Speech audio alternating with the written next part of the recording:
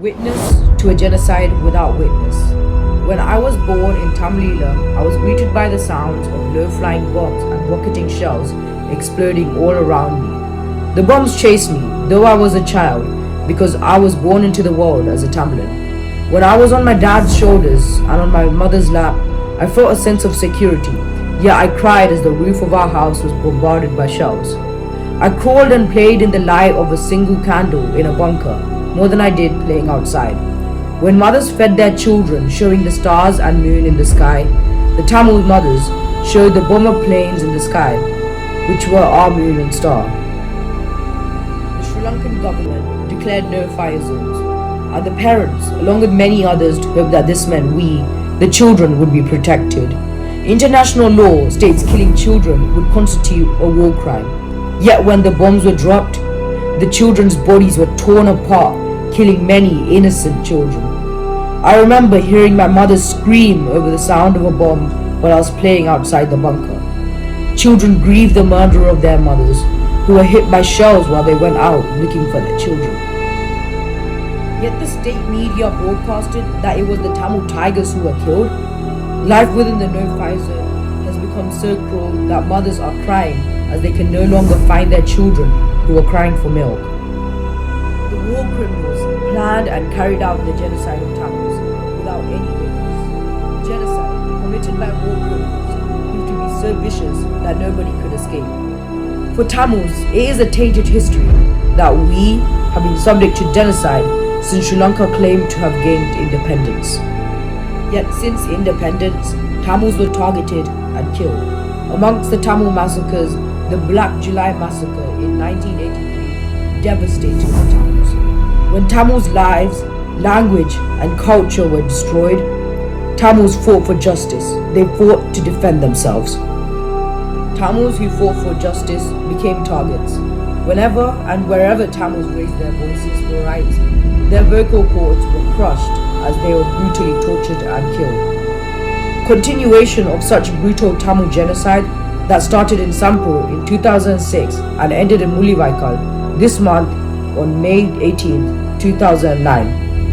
As the world watched on silently, over 150,000 Tamils were massacred. In 2006, a missile exploded on the roof of my mother's house in her hometown Sampur. Whilst my mother narrowly escaped death, countless others did not. Those who survived, including my mother, were forced to leave their war-torn hometown, never to return as was swallowed by the war. My dad's experience was different. His schooling ended abruptly in the 90s because of the advancements of the Sri Lankan military forces. His hometown was also taken, as it was declared as a high-security zone and was destroyed. As the army advanced, massacring Tamils, one of their missiles injured my dad's leg. I remember my mother ran crying as our relatives were informed about what happened to my dad. When the showers began falling like rain, my auntie and I survived as we towered under a palm tree and hid in a shelter made of sandbags crafted from my mother's saris. As there were no bunkers or shelters to save us, my mother and her sister made sandbags from my mother's silk scarves and saris. Many children survived like this, under the protection of their mother's saris, whilst their mothers died. After a couple of days, my dad had to be carried as his leg was damaged to the point where he could no longer walk. My mother's tears washed away the blood that was flowing out of my dad's leg. There was a shortage of medicine. The schools in which children used to play became makeshift hospitals for those in critical need which had no facilities or medicine. Children cried beside their dead mothers. Some fathers laid wounded children in their lap in the queue, holding onto their child, determined to save them. Some children were crying and looking for both their mother and father in the street where they were killed. Who helps who when everyone is suffering loss, pain and death? Starvation also became a weapon of destruction, and many lost their lives due to it. We were intentionally starved as another means of erasing our identity. Ammunition was not the only deadly weapon. Yet even world-renowned charities who were known for their humanitarian and human rights that attempted to help fled as even they were not safe within the war zone. We were given a porridge consisting of rice, salt and water by one local group. Yet the Sri Lankan military bombed those babies and children who they could see were waiting in line for their food.